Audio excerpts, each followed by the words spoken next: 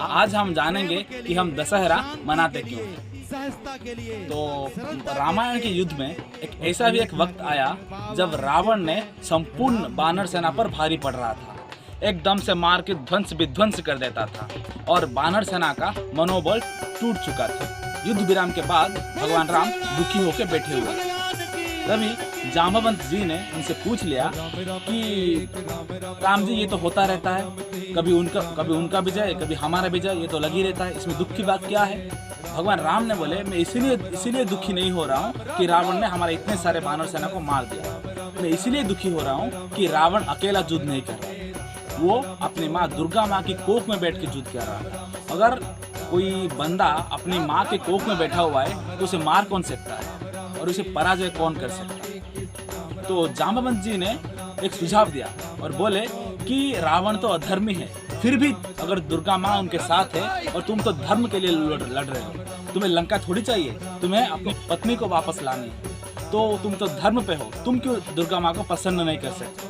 तो राम जी ने जाम्बवंत जी का सुझाव रखा और हनुमान जी से भेज दिए 108 कमल लाने।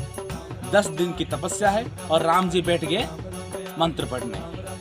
राम जी एक एक मंत्र पढ़ रहे थे और एक एक फूल माँ भगवती के चरणों पर चढ़ा रहे थे। ऐसे ही 9 दिन बीत गए।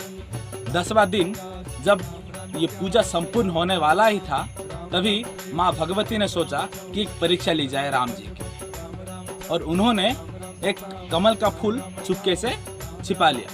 जब राम जी ने अपना अंतिम मंत्र पूरा किया और आखिरी कमल माँ दुर्गा के चरणों पर समर्पण करने के लिए सोचा, तभी उनको फूल नहीं मिला। राम जी ने बड़ी द्वंद में पड़ गए कि आंखें खोले, अगर आंखें खोल दिए तो संपूर्ण पूजा बर्बाद हो जाएगा।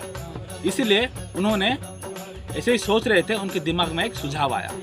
बचपन में उनकी माँ कौशल्या उनको राजीव नयन बुलाती थी। राजीव नयन का मतलब होता है कमल जैसे आंखों वाले।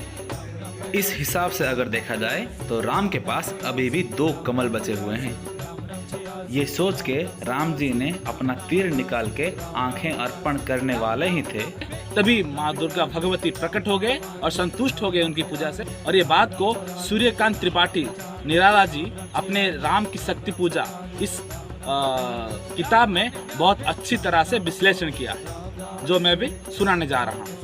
माँ दुर्गा प्रकट हो गए और बोले, साधु साधु साधक धीर धर्म धन धन्य राम, कह लिया भगवती ने राघव का हस्त थाम, देखा राम ने सामने श्री दुर्गा भास्वर, वाम पद असुर स्कंद पर रहा दक्षिण हरि पर, ज्योतिर्मय रूप हस्त 10 विविध शस्त्र सज्जित, मंद स्मित मुख लख हुई विश्व की श्री लजित, दक्षिण में लक्ष्मी सरस्वती वाम भाग, दक्षिण गणेश कार्तिक बाएं रण रंग राग, मस्तक पर शंकर पद पद्मों पर श्रद्धा भर, श्री राघव हुए प्रणत मंद स्वर बंदन कर, होगी होगी जय हे पुरुषोत्तम नवीन, कहे महाशक्ति ने राम के बदन में हुई लीन। और इसी 10 दिन जब राम जी माँ दुर्गा की पूजा कर रहे थे, उसी 10 दिन को हम अब भी दशहरा मना रहे हैं। तभी राम जी ने पूजा किए थे और अभी हम कर रहे हैं। और दशहरा शक्ति की पूजा है, नारी शक्ति की पूजा है। खुशियाँ बांटिए, खुश रहिए। नमस्कार।